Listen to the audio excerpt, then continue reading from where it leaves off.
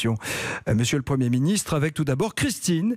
Christine qui est avec nous, qui est prof de lettres dans la région d'Orléans. Quelle est votre question, Premier ministre, madame? Bonjour, Monsieur le Premier ministre. Bonjour, une question simple que beaucoup de Français se posent. On ne comprend plus rien à la communication du gouvernement concernant les impôts. On a l'impression que ça va un petit peu dans tous les sens. Qu'est-ce que vous pouvez nous dire à propos des décisions qui seront prises bientôt dans ce sens? Et vers quoi on se dirige? Comment on peut baisser les impôts si on ne baisse pas les dépenses? Alors, d'abord, je ne sais pas si c'est ce que vous pensez, mais en tout cas, je voudrais aller dans le sens que je crois déceler dans votre question, c'est-à-dire dire qu'en effet, les impôts sont en France, et depuis très longtemps, à un niveau qui est effectivement très élevé. C'est pas scandaleux qu'il y ait des impôts. Ça paye des services publics. J'ai compris que vous étiez professeur de lettres. On a besoin de professeurs et on a besoin de les payer. On a besoin d'impôts pour les payer. On va pas faire attention quand on dit que les impôts sont trop élevés. Les services qui vont avec peuvent être extrêmement utiles, peuvent être extrêmement importants. Donc j'ai pas de problème là-dessus. Mais ce qui est vrai, c'est quand même qu'on a des impôts très élevés en France et qu'il y a un moment où ça nuit à notre compétitivité économique, à notre pouvoir d'achat à certains égards, et puis où les Français le disent. On a bien entendu qu'ils le disaient.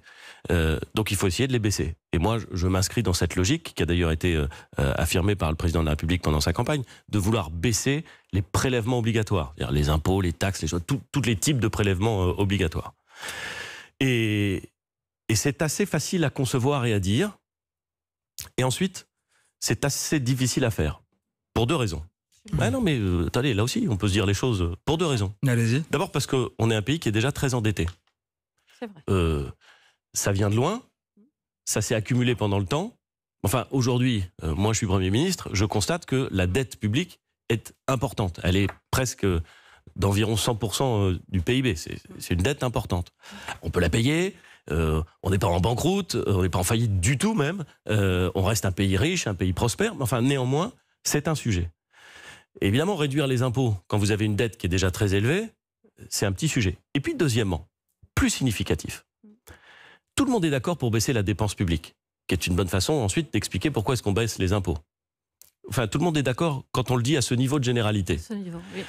Parce que quand on va dans le détail, y compris ceux qui sont les turiféraires de la baisse de la dépense publique, ceux qui vous expliquent qu'il faut y aller, ben, à chaque fois qu'on vient avec une mesure, parce qu'on identifie un mécanisme qui ne fonctionne pas bien, et qu'on peut baisser la dépense publique. À chaque fois, ceux-là, ils viennent vous voir en vous disant « mais ça va pas mieux, mais vous êtes fou de vouloir baisser là, parce que c'est très utile, parce que c'est très important ».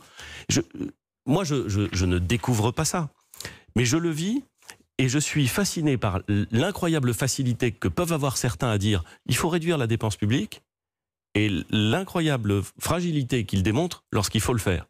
Je peux vous en prendre un exemple, qui est un exemple tiré dans le champ politique, mais qui est assez fascinant. Au moment de la campagne présidentielle 2017, à droite, vous avez un candidat, François Fillon, qui dit « les contrats aidés, ça marche pas bien, ça n'est pas totalement inutile, mais ça ne marche pas bien, il faut les supprimer complètement ». Il le dit. Et avec lui, son camp. Et il dit on va passer il y en avait environ 400 000 en 2016-2017, on les supprime.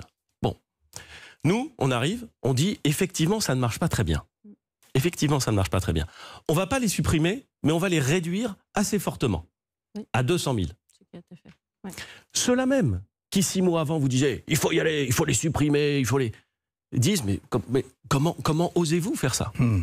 Donc ce que je veux dire, c'est que politiquement, j'observe que baisser la dépense publique, c'est rarement populaire et c'est souvent difficile. Et pourtant, c'est indispensable. Et pourtant, on essaie de le faire. C'est pour ça que moi, j'essaie de faire en sorte que la progression de la dépense publique soit faible, plus faible que la croissance, pour que la part des dépenses publiques dans la richesse nationale diminue. C'est long, il faut faire les choses de façon cohérente dans le temps, mais c'est assez indispensable et c'est possible. Christine, le Premier ministre a répondu à votre question. Vous êtes donc prof de lettres près d'Orléans.